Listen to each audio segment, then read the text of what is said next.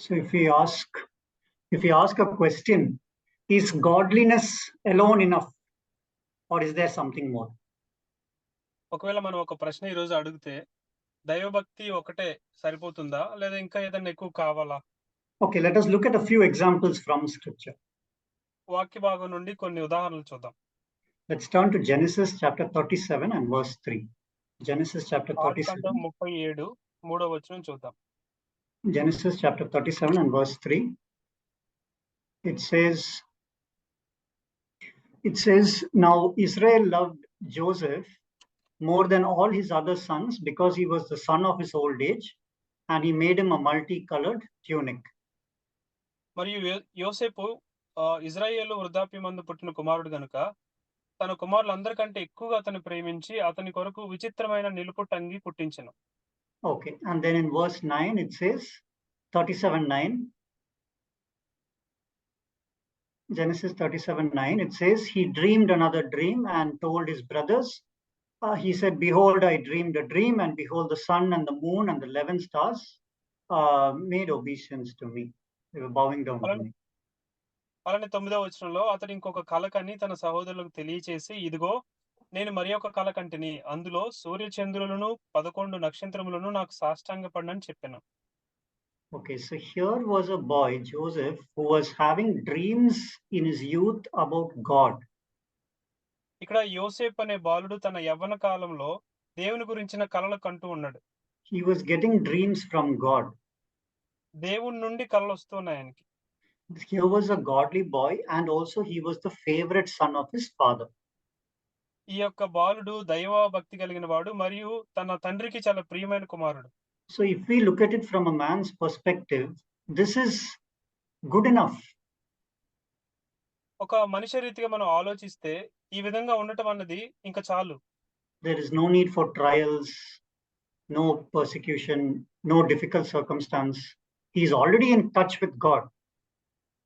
ఇతను దేవునితో అంతకు ముందు నుండే సంబంధం కలిగి ఉన్నాడు కాబట్టి ఒక క్లిష్టమైన పరిస్థితులు కానీ హింసలు కానీ శ్రమలు కానీ ఇలాంటివి అతనికి అక్కర్లేదు ఇంకా.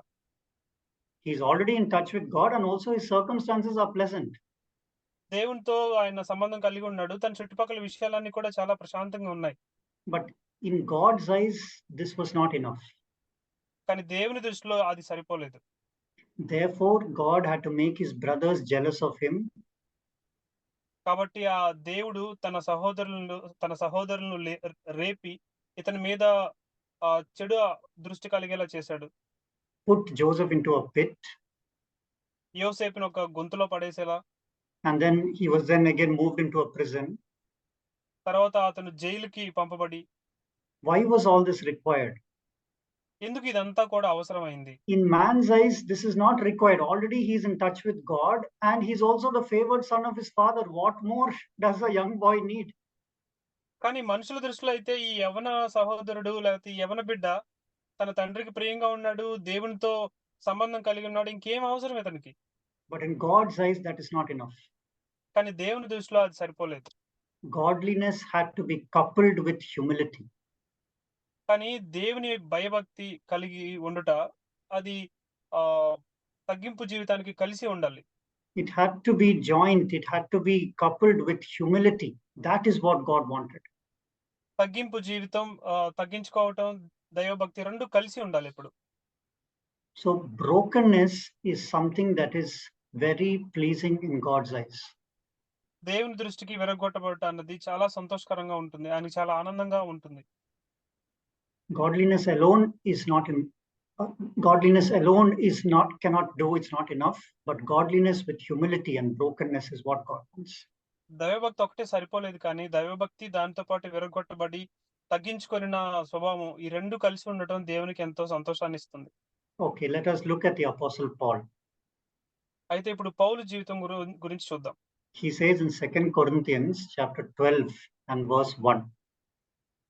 ఆయన 2 కొరింథీ 2 Corinthians 12 and verse 1. 12:1 చూద్దాం.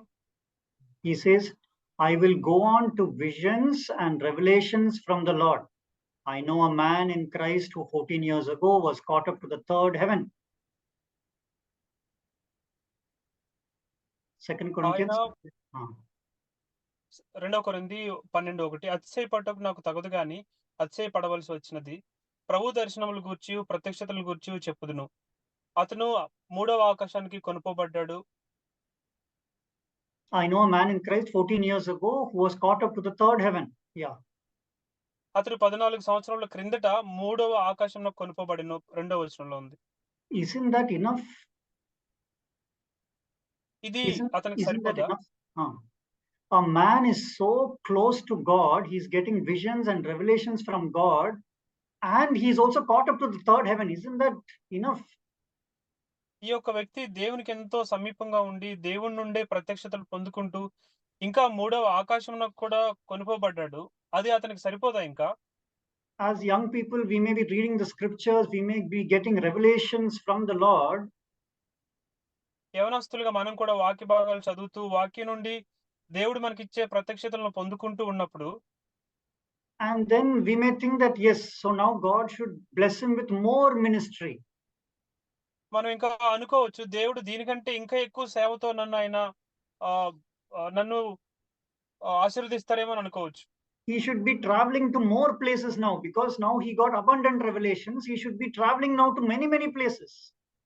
ఇంకా ఈయనకి సమృద్ధి అయిన ప్రత్యక్షతలు వస్తున్నాయి కాబట్టి ఇంకా వేరే వేరే అనేకమైన ప్రదేశాలకు తను వెళ్ళి వాక్యాన్ని పంచుకోవచ్చు. But what happens in verse 7, he says, 12:7, 2 Corinthians 12:7.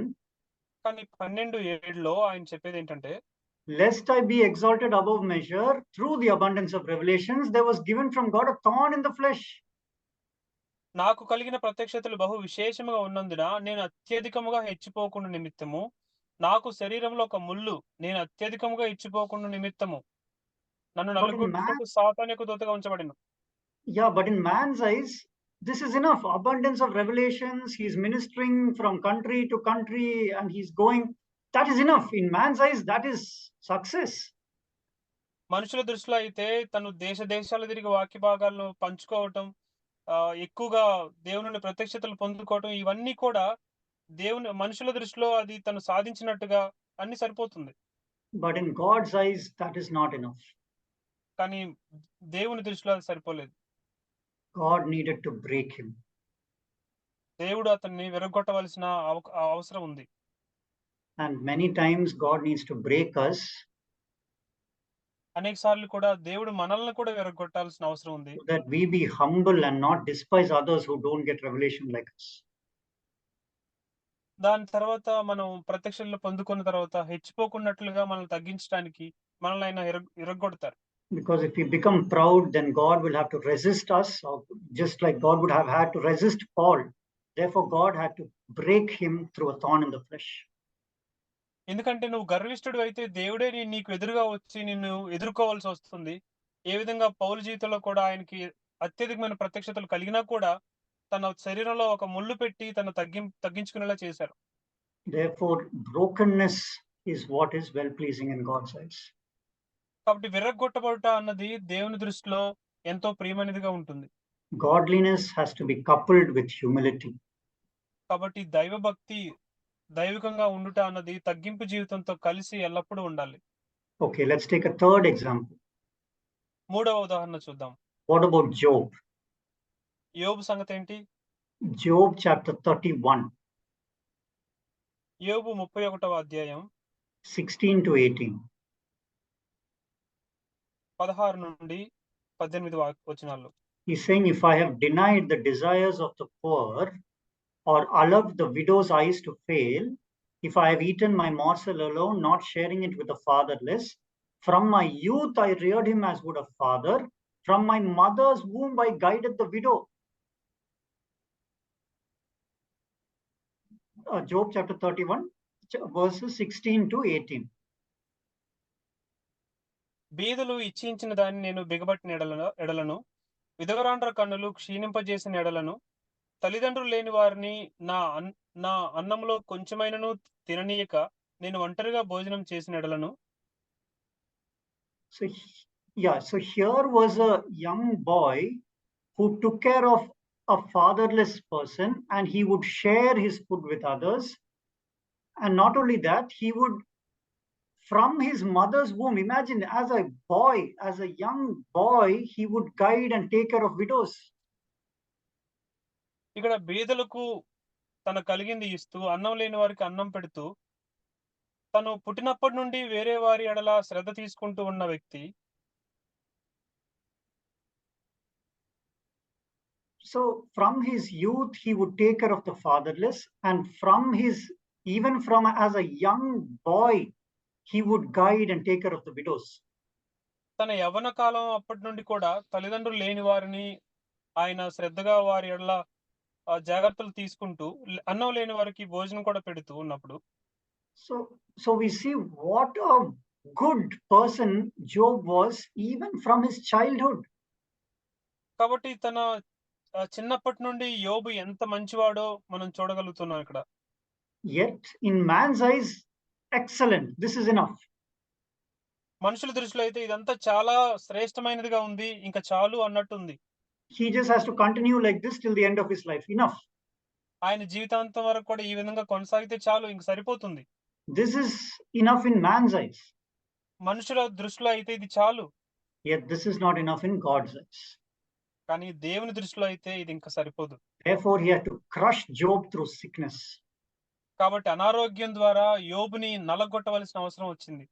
And then after God did a work in him of brokenness, he says in Job 42:6, I repent in dust and ashes.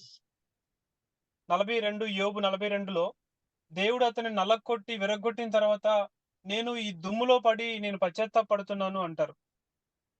He rated himself as somebody insignificant. He rated himself as insignificant. ఒక గుర్తింపు లేనివాడిగా తను ఊహించుకున్నాడు. There was no exaltation of the self anymore. తన జీవితంలో స్వీయానికి సంబంధించిన ఎలాంటి గొప్ప చెప్పుకోవడానికి లేదు. That self-exaltation, I take care of widows, I take care of the fatherless, I am like this, I have godly dreams, I have abundance of revelations, all that is gone. తల్లిదండ్రులు లేని వారిని నేను శ్రద్ధ తీసుకున్నాను, విధవరాండ్రకు నేను తోడుగా ఉన్నాను, వస్త్రాలు ఇచ్చాను, మంచి మంచి కళలు దేవుని నుండి నాకు వచ్చాయి, నేను ఆకాశానికి ఎత్తబడ్డాను, ఇలా గొప్పలన్నీ కూడా పోయాయి. I have godly dreams, or I have abundance of revelations, all that is gone.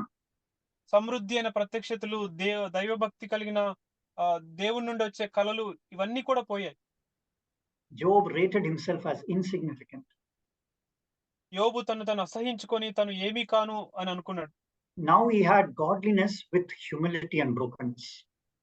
చివరిగా వారికి కలిగింది దైవభక్తి మరియు తగ్గించుకునే జీవితం. He had godliness and brokenness.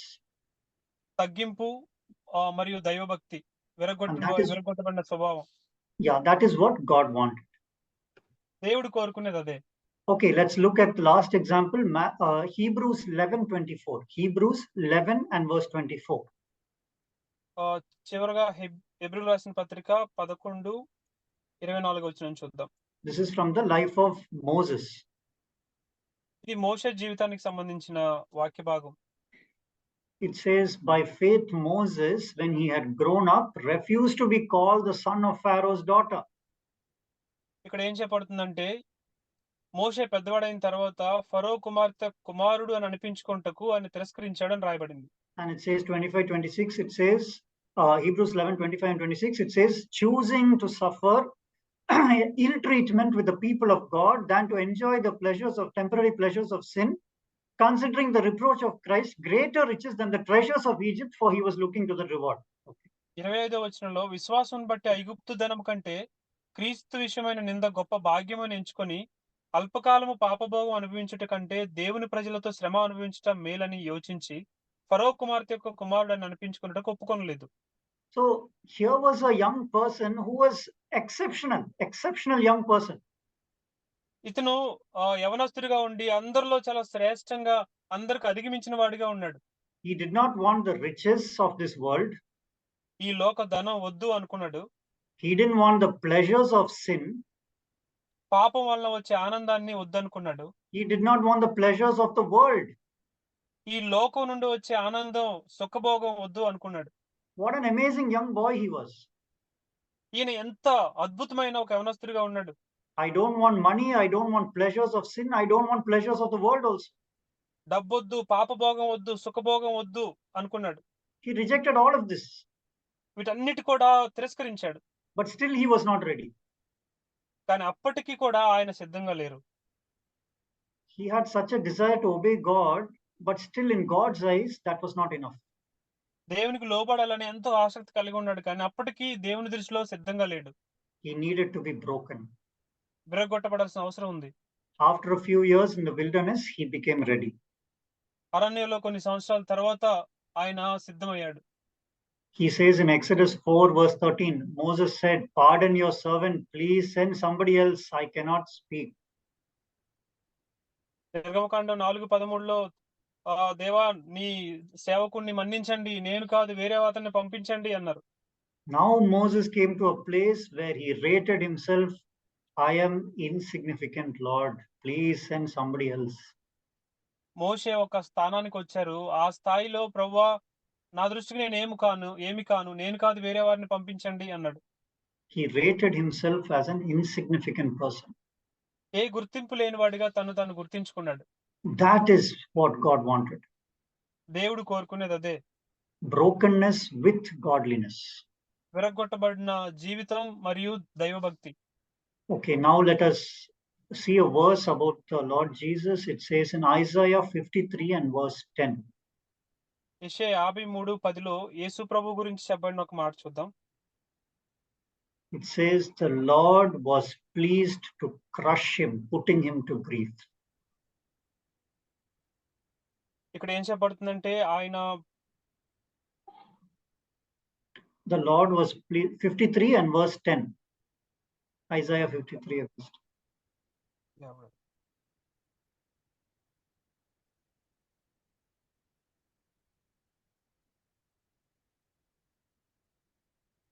అతను నలుగుట్టకు యెహోవాకు ఇష్టమాయెను. Yeah, the Lord was pleased to crush him, putting him to grief.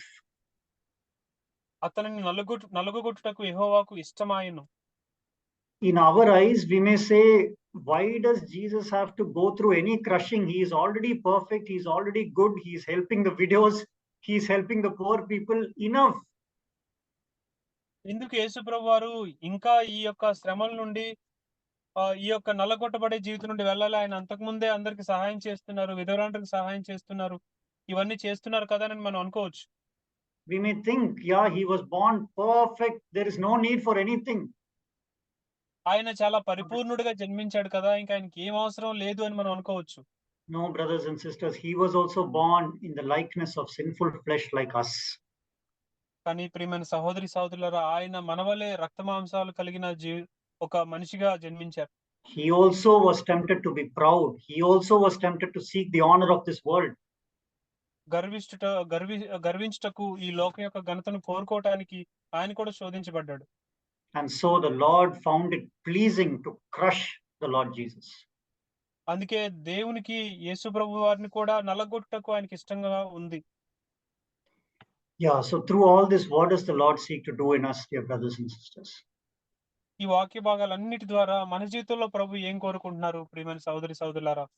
God wants us to reach the position in Matthew chapter 5 and verse 3.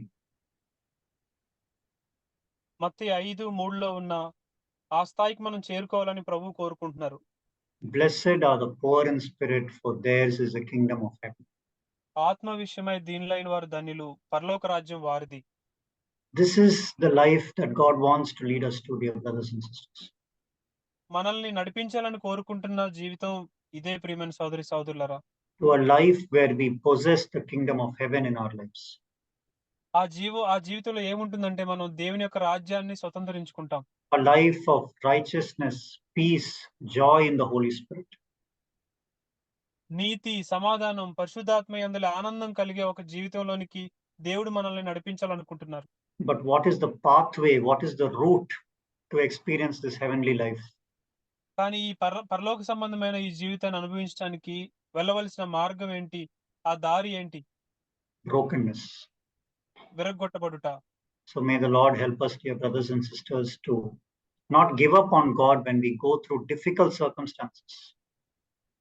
కాబట్టి ప్రియమైన సహోదరి సహోదరులారా, మనం ఒక క్లిష్టమైన పరిస్థితి ద్వారా వెళ్తున్నప్పుడు ఇక దేవుణ్ణి వదిలేయటం కాదు కానీ And like Brother Zach says, సోదరుడు జాక్పునన్ గారు చెప్పిన విధంగా if God is not able to break us through any means, he will break us through sin.